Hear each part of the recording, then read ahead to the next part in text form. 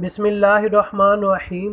अस्सलाम वालेकुम नाजरीन, अगर आपने हमारा चैनल अभी तक सब्सक्राइब नहीं किया तो प्लीज़ हमारा चैनल सब्सक्राइब कर लीजिए ताकि आपको मज़ीद इन्फॉर्मेशन मिलती रहे।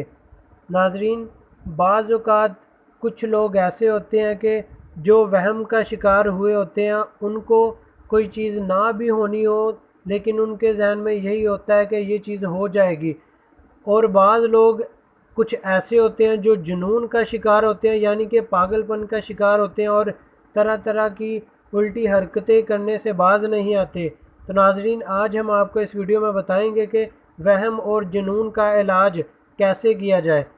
अगर मरीज़ को वहम की ज़्यादती की वजह से जुनून यानी कि पागलपन का डर हो रहा हो तो और या दिन भर तरह तरह के ख्यालात सताते रहते हों, नींद बहुत कम आती हो, तो हम इस वीडियो में आपको बताएंगे कि 21 दिन के इस्तेमाल से ये बीमारी दूर होकर मरीज़ की तबीयत दुरुस्त कैसे की जाए।